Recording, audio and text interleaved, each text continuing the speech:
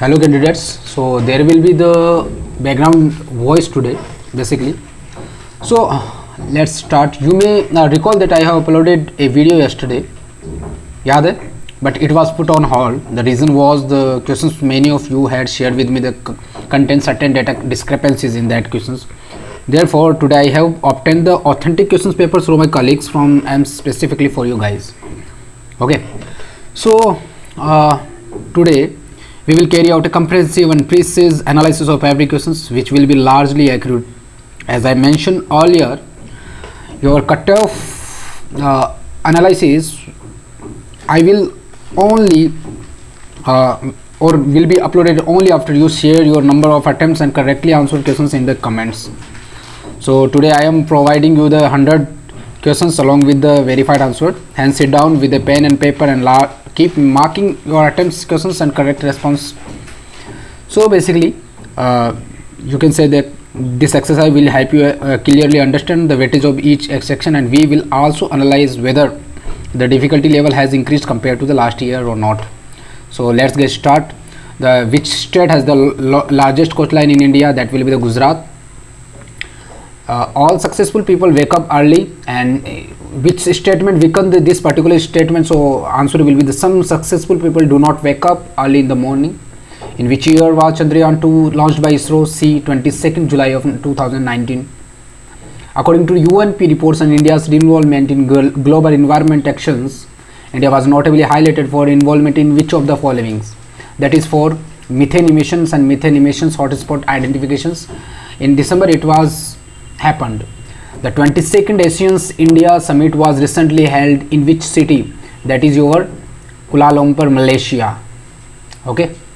The decimal system and the concept of zero were the first used in India or invented from India. From which of the following did the Western world and other civilizations later adopt this system? That is from Vedic mathematics. A student was barking in the comment that Vedic mathematics was invented in 1960. Brother, its name was given as a Vedic mathematics, since this Vedic mathematics already was evolved in Vedic era. Okay. The Karma Yogi scheme primarily focus on for the IAS officers. Already it has been implemented. So this is capacity building of government employed. जो भी अगर आप भी select होके जाओगे then definitely it will be applicable for you also. According to the IMF's world GDP ranking, which is the third largest economy in the world, that is your Germany, and India on the 5th number according to the IMF nominal GDP. Remember that one. He entered the meeting room fearing that might say something inappropriate. Garrulus, Tacitus, Laqueus, Voluble. Garrulus, Laqueus and Voluble all are for those who speaks loudly or who speaks more. Taciturn is that person particularly who speak very less. Okay, so taciturn will be the correct answer. The completion of the project on the managers. See, the answer can be both depends and dependent. If in your options depends and dependent both were over there, so definitely, and the completions project has been completed, so definitely this will be the dependent. What is cloud computing? So storage and access of data application and service over the internet. So this will be the correct answer for these questions. Which of the following is following this electrical, erasable, non-volatile and reprogrammable memory? See, yesterday a person sent to me the data about that reprogrammable memory. If we are talking about, then that will be the flash memory, not the ROM. Okay, I'll explain. Which of the following is the file system used in modern Microsoft Windows operating system? That is your NTFS, not FAT32 and FAT16 was the older one. What is the 0-day vulnerability in computer security? That is like a threat to the computer security on the same day. So answer will be a security flaws unknown to the software developer. Okay और software developer को पता भी नहीं चलता, फिर भी वहाँ पे कुछ ना कुछ वायरस या फिर कोई अटैक हो जाता है. That is known as 0-day vulnerability. Actually this particular word was invented in Apple headquarter. Connectivity to the another computer over the internet of network can be tested using which command line tool? That is ping. Ping is used for connecting more than 2 computers. What is the primary purpose of firewall in computer network? Everyone know that it is used to monitor or controlling incoming and outgoing network traffic, which is monitoring and controlling incoming and outgoing network traffic.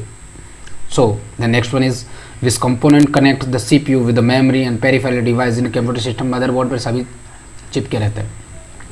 In a computer operating system, the closing state of process is known as the terminated. That is the last stage of program output. In Microsoft Excel, a pivot table is primarily used for comprehensive data analysis in worksheet. Okay, उसके analysis करने के बाद में use होता है. Woman points to a man and says his mother is the daughter of my mother. How is the woman related to that mother?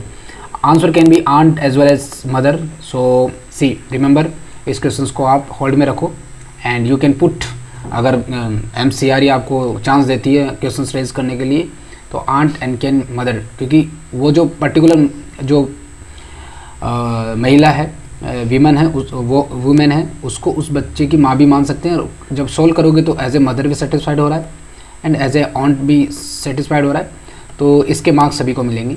ठीक है. What will be the simple interest on a sum of 5,000 at the rate of 8% per annum 3 years? That will be your 1,200 rupees. मैंने कल बता दिया था इसका. A box certain contains 15 red shocks, 20 green shocks and 25 blue shocks. What is the minimum number of the shock required to ensure that at least 2 shocks of the same color are selected? That is the answer will be the 4. How the answer will be there?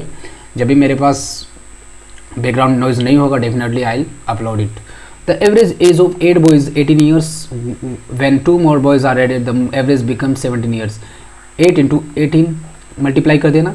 Then 2 more 10 into 17, so that will be 170. And according to that, if you find out the difference between them, that will be your newly added boys. So answer will be 26 years. अगर दोनों की as के बारे में पूछा गया है and if they are asking about the average age, then our answer will be 13 years. अगर आपके ऑप्शंस पे क्या था, according to that you can set this out. Okay, so the present age ratio of 2 person is 5:3 and after 8 years their age ratio become 7:5. सो इसको solve करोगे बहुत easy है भाई. 5:3 तो 5x plus 8 years divided by 3x plus 8 years 7/5. यहाँ से x की value find out कर लेना, या फिर आप शॉर्ट मेथड से भी जा सकते हो direct. A person walks 15 kilometre north, 10 kilometre east, 5 kilometre south and 10 kilometre west. इसका आंसर 10 किलोमीटर होगा. Just match them. तो यहाँ तक आपका कंप्लीट हो चुका है. इसके अलावा 2 क्वेश्चंस और है आपके, that is 1 from your computer, 1 from your English. उसके लास्ट में वो करेंगे, डिस्कशन करेंगे. तो total 27 questions was there from your non domain part. Though in domain part they included 7 to 6 questions more from computer, और कंप्यूटर के जो questions थे these were unexpected basically. तो अगर हम देखें ना तो लास्ट ईयर से कट ऑफ डेफिनेटली नीचे जाएगी. एक तो आपकी क्या है, वैकेंसीज हैज़ बीन इंक्रीज्ड. ठीक है, वैकेंसीज लास्ट ईयर से ज़्यादा है. एज वेल एज क्वेश्चंस का जो पेपर लेवल है वो टफ तो नहीं है, टफ नहीं बोलेंगे, मॉडरेट टू टफ है.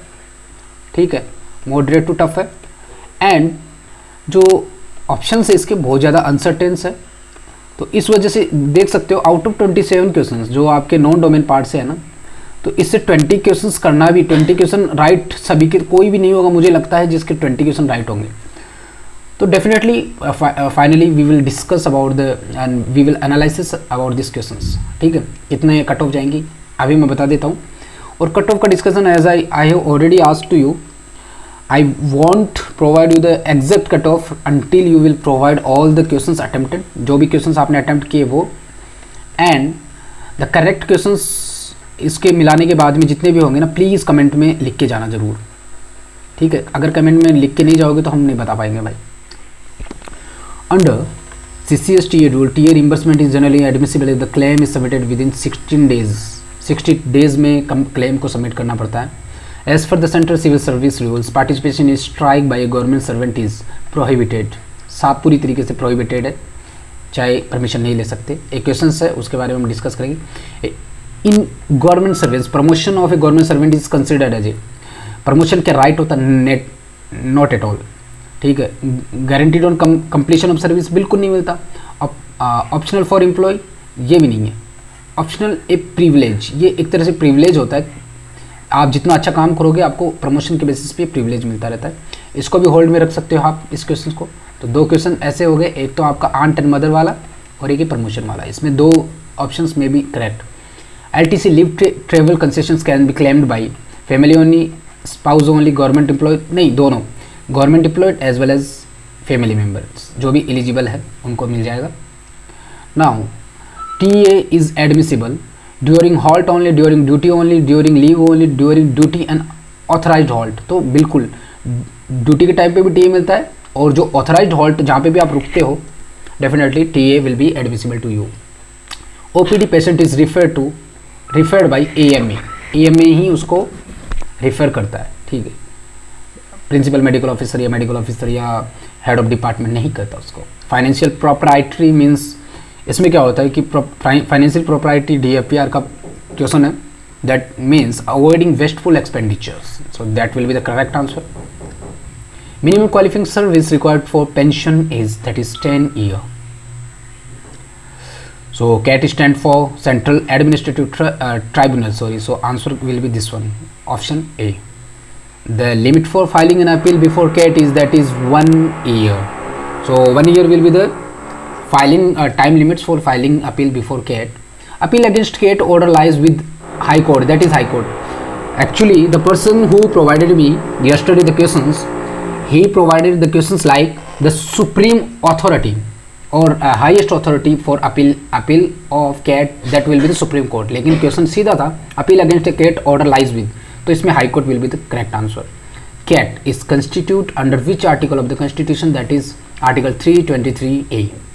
Delegation of financial power requires, that is of course written authority, not PA sanctions, not oral instruction. Approval from peers, no भाई अपने साथी के लोगों से थोड़ी ना चल डेलीगेशन ऑफ फाइनेंशियल पावर मिलेगा, नहीं। जो भी रिटर्न अथॉरिटी है, जो DFPR 2000 DFPR में जितनी भी रिटर्न अथॉरिटी है उसके अकॉर्डिंग ही डेलीगेटेड होगी, समझ रहे हो ना। क्योंकि ये एक्चुअली जो भी डेलीगेटेड प्रॉपर्टी होती है वो कभी भी, दैट इज नॉट प्राइमरी, वो कभी भी प्राइमरी नहीं होती है, remember that one. So AMA stand for, that is authorised medical attendant. So answer B will be the correct answer of this particular question. Who is an AMA, that is a government doctor or recognized government doctor, वो आपके options पे था। DAT is made admissible during, that is only duty only, ठीक है। And a government servant is required to, so he should be devoted towards his duty, maintain integrity, of course all of the above, so all of the above. Apart from that follow personal conveniences, so एक government servant में सारी qualities होनी चाहिए। Suspension of government servant must be reviewed with in 90 days, okay, so that will be your correct answer. Suspension of a government servant can be order if उस पर या तो chargesheet issued हो चुकी है, criminal case is pending, that definitely there will be the suspensions, and disciplinary action in progress or contemplated, then definitely all of the above condition are there where suspension of government servant can be ordered. Which type of promotion is not counted for pension and benefit? So all kind of promotions are counted basically, but the promotion that is given on the ad hoc basis, that won't be counted as a promotion for pension benefit, because ad hoc promotion are given for less than 45 days. Under MSAP modified assured career progression, financial upgradation is allowed after 10, 20 and 30 years of service. According to the Central Civil Service 1964, bigamy by government servant is that is permitted only with prior permission of the government. So क्या prohibited हो सकता है? देखो जो new amendment आया है 2024 मार्च में, उसमें प्रोहिबिशन लिखा हुआ है साफ शब्दों में, लेकिन उसमें कंडीशन लिखी हुई है कि वो रिलैक्स कर सकते फॉर मुस्लिम्स पर्सनल लॉ। तो इस क्वेश्चंस को भी आप 50-50% में रखो। इसका आंसर प्रोहिबिटेड भी हो सकता है and permitted only with prior permission of the government, ठीक है। तो 3 क्वेश्चन हो चुके हैं आपके। MSAP is that is a financial upgrade, that is not considered as your promotion. A government servant can participate in the election only after, पहले resignation दे दो उसके बाद में आप लड़ सकते हो, अदरवाइज कोई भी कंडीशन हो, चाहे आपका ताऊ चाचा भाई कुछ भी बोल रहा हो, you are not allowed. Disciplinary actions against a government servant is taken by, हमेशा जो भी कंपिटेंट अथॉरिटी या डिसिप्लिनरी अथॉरिटी होगी, that is only responsible to take the disciplinary action against you. Redelegation of financial power requires which of the following, that is written authority. हमेशा जो भी written authority होगी that will be there. The leave travel concession block is applicable for how many years? That is 4 years. What is the maximum selling limit of gratuity payable to a central government employee under the central service rule? That is your 10 lakhs. That will be 25 lakhs because he is asking about gratuity. पहले 20 lakhs था, and the condition was given that after 50% of hike, above 50% of the hike of DA, always anything will be increased by 25%. So 20 plus 25% of 20, that is 5 lakhs. So total that will become 25 lakh rupees. So 25 lakh will be the correct answer of particular these questions. How many half pay leave days can a government servant earn in a year? That is 20 days. How many earned leave days can a government servant earn in a year? That is 30 days. ये सबका सही हो. As per the General Financial Rule 2017, e-procurement is mandatory for the procurement of goods and service costing above. That will be the 10 lakh rupees. देखो पहले 10 lakhs था in 2024, then 5 lakhs, then it is reduced to 2 lakhs. But अगर आपके options पे 5 lakh and 2 lakhs is unavailable, definitely that will be the correct answer 10 lakhs because that is directly जो MCRE वालों ने पहले वाली डेटा उठा के दे दिया है. 25 lakhs, 50 lakhs, 1 crore तक तो आपको जाना नहीं पड़ेगा क्योंकि 10 lakhs is so 10 lakhs will be the correct answer. If a government servant receive a gift exceeding the prescribed limit, what is this required?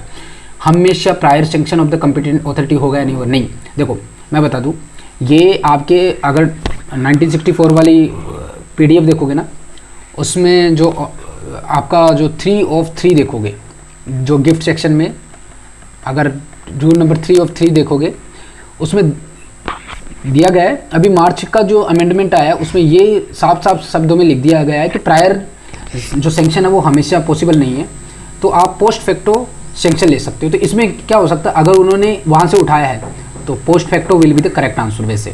ठीक है, अगर आपने ये भी किया तो कर सकते हो, बट डेफिनेटली MCRE जो नया वाला उठाया होगा या तो पुराना वाला भी उठा सकता है कि जैसे ऊपर वाले में 10 lakhs उठाए. तो ये डिपेंड करता है कि ये MCRE पे डिपेंड करता है कि आपका आंसर कौन सा कंसिडर करेगा. बाकी post facto approval from the competent authority will be the correct answer. Return prior sanctions भी चल सकता है, लेकिन ये पहले था, लेकिन कुछ इश्यूज हुए, उसके बाद गवर्नमेंट ने DOPT ने ये डिसाइड किया कि post facto approval will be the major thing कि बाद में भी आप ले सकते हो. क्योंकि शायद मान लो कि आपको किसी ने गिफ्ट दे दिया तो आप डायरेक्ट कॉल करके तो कहोगे नहीं या फिर डिनाई भी नहीं कर सकते, आप बाद में इन्फॉर्मेशन दे सकते हो.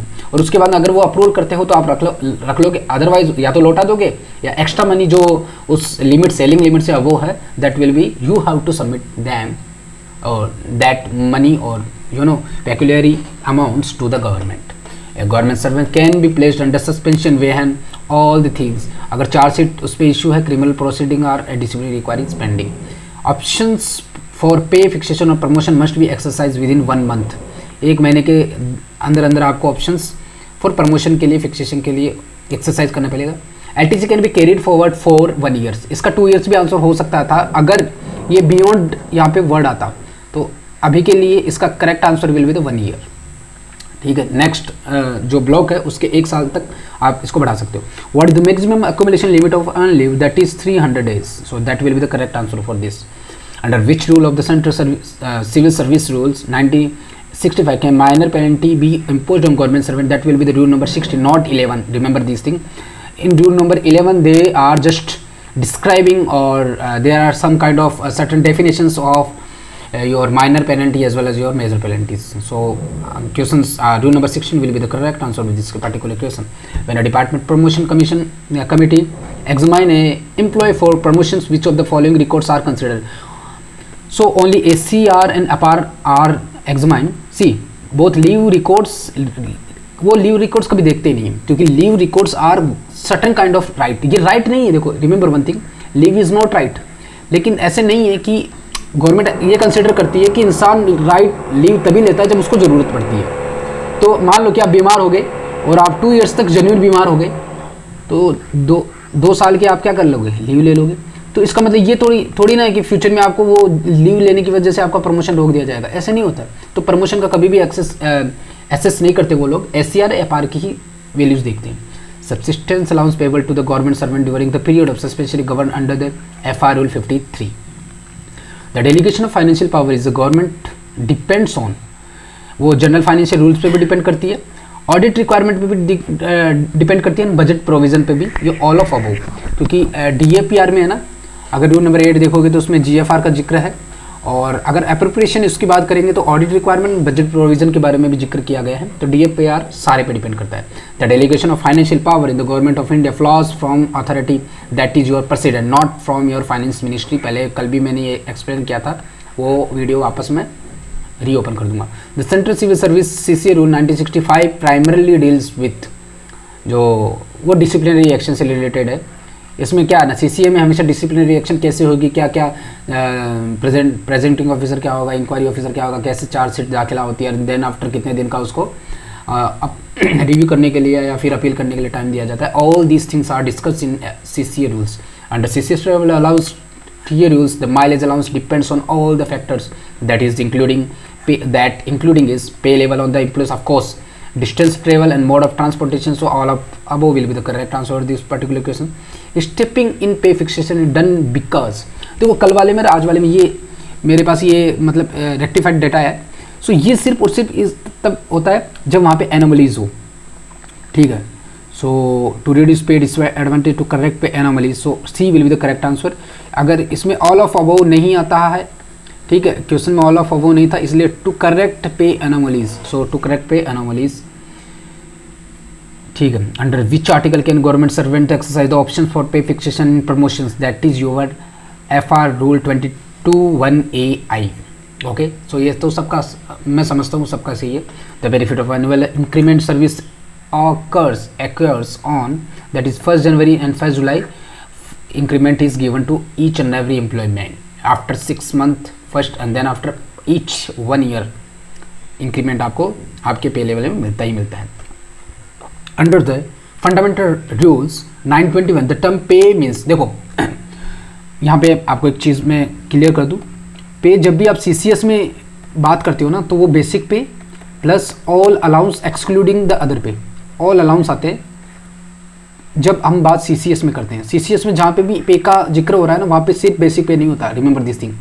लेकिन यहाँ पे उन्होंने साफ मेंशन किया था कि FR 921 में जो पे है उसका मतलब क्या होता है, उसका मतलब सिर्फ और सिर्फ बेसिक पे होता है। तो पे का जो अगर हम FR के लिए स्पेसिफिकेशन के साथ बात कर रहे हैं तो हमेशा बेसिक पे होगा, अदरवाइज वहाँ पे अलग अलग जैसे NPA भी आ जाता है, उसमें वो भी पे का ही पार्ट होता है, ठीक है, जब हम CCS की बात कर रहे हैं। लेकिन जब FR 921 की स्पेसिफिकली बात कर रहे हैं ना तो पे is equal to basic pay. So remember this thing. For out patients outdoor treatment under government medical facility which of the following is required for authorisation of treatment. देखो कल जो मुझे क्वेश्चन भेजा गया था ना उसमें ये that was the different one, लेकिन आज जो मेरे पास क्वेश्चन मिला है दैट इज इंटायरली डिफरेंट। तो इसमें ऑथराइजेशन की पावर किसके पास है, that is of course your AMA, that is your authorized medical attendant. Description of the authorized medical attendant is mandatory and he will be the authorized governing body who will refer anyone to the outdoor treatment under government medical facility. Taxi cab hire benefits are admissible for government employees when, जब भी आपका controlling officer आपको prior permission दे दे, अगर transportation is not available and it is cheaper than other available option. Of course मान लो आपकी खुद की personal गाड़ी से अगर आपको चीपर साइड लग रहा है, आपको सस्ता पड़ रहा है, तो ऑफकोर्स गवर्नमेंट आपको अलाउ कर देती है। मान लो आप ऐसी सिटी में रहते हो जहाँ पे सिटी बस नहीं चल रही हो, ठीक है, वहाँ पे एक प्राइवेट बस चल रही हो और वो आपसे चार्ज करती है 100 रुपीज़, और वहीं जाने के लिए आपकी गाड़ी में सिर्फ 25 रुपये का तेल खा रहा है, तो ऑफकोर्स गवर्नमेंट यही चाहेगी आप 25 रुपये में जा सकते हो, ठीक। That is depend on your controlling office body. Who is authorise medical attendance government employees, that is your government recognised doctor, ठीक है। That is repetitive question. Which of the following best describe the primary function of the head of department in government office. तो HOD को कौन करता है, देखो इसमें काफ़ी बच्चे बोल रहे हैं कि फाइनेंशियल सेक्शन लिमिट नॉट जो प्राइमरीली वर्क होता है ना, प्राइमरीली वर्क डेलीगेशन तो क्या होता है ना, डेलीगेशन तो डेलीगेटेड होती है, ऑब्वियस सी बात है। DAPR में जब आप देखोगे ना तो HOD को प्रेसिडेंट क्या करता है ना, मतलब मान लो सेक्रेटरी का कुछ जो फाइनेंशियल लिमिट है वो डेलीगेटेड किया जाता है, तो इसका मतलब जो चीज़ डेलीगेटेड किया जाता है वो तो उसका प्राइमरी वर्क तो था ही नहीं ना, समझ रहे हो ना। इसका मतलब जो प्राइमरी वर्क था वो एस्टेब्लिशमेंट है, ठीक है। So establishment will be the correct answer of this particular question. मैंने इस क्वेश्चन को 77 को इंटेंशनली ब्लैक किया है क्योंकि इसमें हम डिस्कस करेंगे क्यों। Leave travel concessions can not be avail while government servant is on. जब भी एलटीसी है ना, आपके सीएल के साथ भी जा सकता है। आपने 2 दिन की सीएल ली है, then after you can go for the LTC, of course आप घूम के आ सकते हो।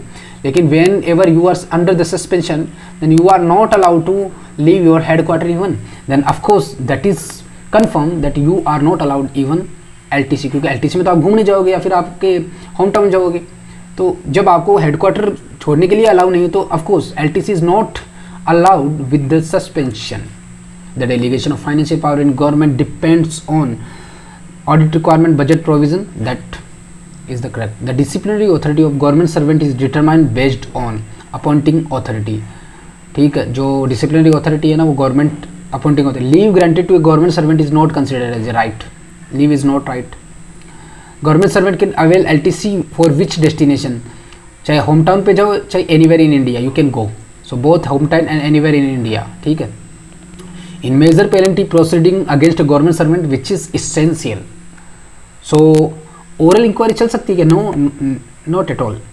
क्या अकेली नहीं चल सकती? ओरल इंक्वायरी में ये हो सकता है कि अकेली नहीं चलेगी ये।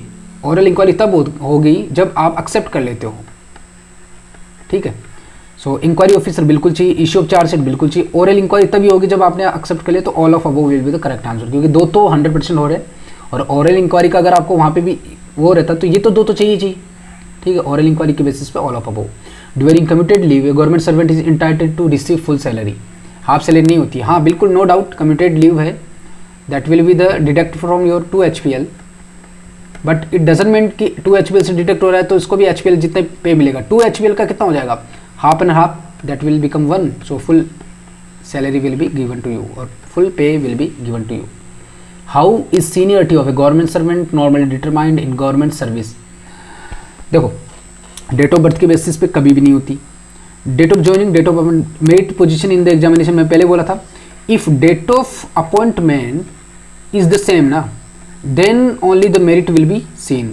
मान लो कि अदरवाइज जो बेसिकली जो फर्स्ट क्राइटेरिया होता है ना वो डेट ऑफ ज्वाइनिंग और डेट ऑफ अपॉइंटमेंट ही होता है। So answer will be date of joining and date of appointment and that is 100% confirm. Under CCS conduct rule a government employee must all of above बिल्कुल maintain integrity, he is must be absolute honesty and impartiality towards his duty, he must be devoted towards his duty. Under the central civil service rules traveling allowance DE is not admissible when the distance travel is option less than, यहाँ पे था not admissible, अगर 8 kilometre से आप कम की distance जाते हो ना तो that is not allowed, you will not get T and DA. Delegation of finance power does not provide for absolute authority. आपके पास DAPR में ना हमेशा एक हायर अथॉरिटी होती है लोअर अथॉरिटी से नीचे, तो आप इंडिविजुअली कोई भी डिसीजन नहीं ले सकते। और अगर आपको कुछ पावर डेलीगेटेड की गई ना तो इसका मतलब डेलीगेशन का मतलब ही होता है कि वो आपके तो प्राइमरी पावर तो नहीं थी, ठीक है। इसका मतलब है you opted this particular power from your higher authority, no doubt. So इसमें क्या है ना, आपको इतनी पावर देती नहीं वो कि you can become absolute authority.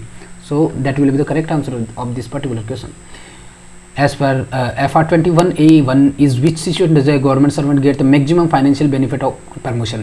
Promotion से पहले, प्रमोशन अगर इंक्रीमेंट से पहले मिल जाता है तो when promotion is granted on the date of next increment तो नहीं होगा, when promotion is granted just before the date of increment तो बिल्कुल होगा। तो that will be the correct answer। क्यों होगा ये, इसके पीछे का रीजन मैं बता दूँ। जब आपका प्रमोशन होता है ना तो प्रमोशन के डे क्या होता है ना, आपके जो पीछे वाला लो पे लेवल होता है ना उस पर एक इंक्रीमेंट मिल जाता है, then after you are shifted to the higher pay level and one उसके इक्वल या उससे नेक्स्ट लेवल पे you will be shift. Then after आपको क्या मिलता है, फिर उसके बाद इंक्रीमेंट मिल जाता है, 2 इंक्रीमेंट एक साथ मिल जाएंगे और तभी से वो इंक्रीमेंट चालू हो जाएगा। लेकिन जिस दिन आप इंक्रीमेंट ले रहे हो, जिस दिन आपका प्रमोशन हो रहा है तो फिर आपको again you have to wait for the next date of the increment, that is 1 July as well as 1 January, that are considered. तो ऑन द प्रमोशन डेट नहीं होगा, ऑन द इंक्रीमेंट डेट अगर प्रमोशन मिल रहा है तो वो भी नहीं चलेगा, लेकिन अगर आपको बिफोर मिल रहा है ना तो आपको ज़्यादा बेनिफिट होता है, ठीक है।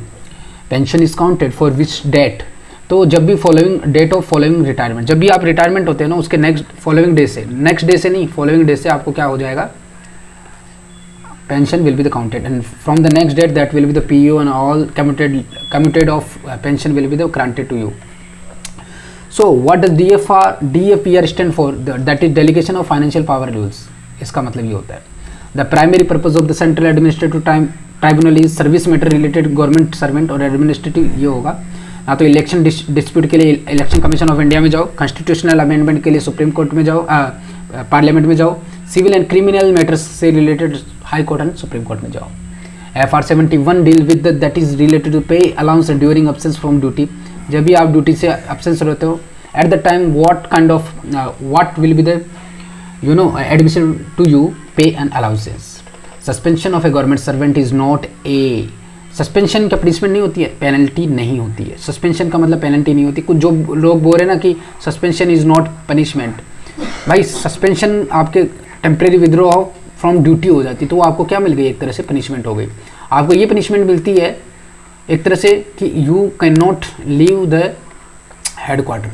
तो please refer the FR rule. FR rule में साफ लिखा है सस्पेंशन इज नॉट पेनल्टी. तो पनिशमेंट की जगह पे इसका करेक्ट आंसर होगा पेनल्टी.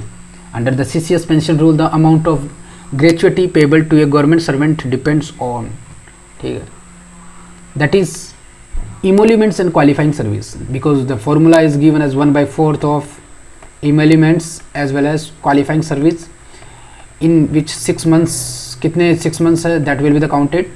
तो ये emolument and qualifying service दोनों पे डिपेंड करती है. and the recognition of gratuity will only be depend on emoluments as well as qualifying service.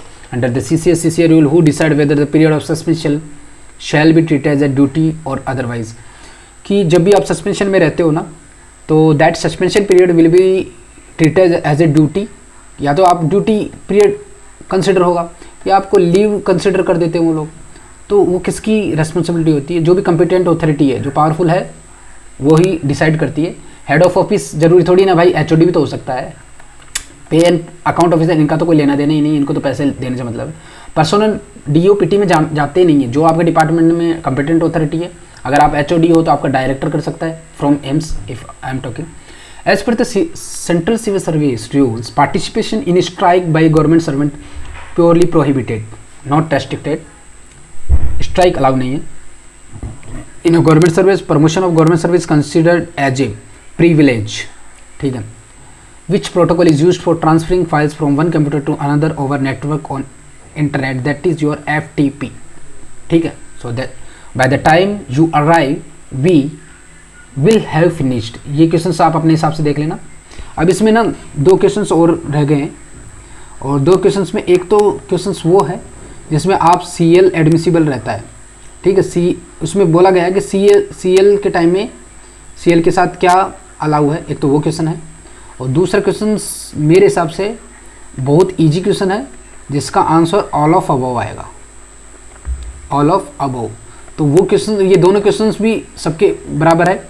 In out of 100 question 2 questions आपने आपको रिपीट किए हैं तो उन क्वेश्चन की जगह पे ये क्वेश्चन और एक और क्वेश्चन है जो मिस हो रहा है, ठीक है. तो ओवरऑल हमें 99 क्वेश्चंस का तो पता चल गया है, एक क्वेश्चन मिस हो रहा है तो आप उसके अकॉर्डिंग काउंट कर लेना.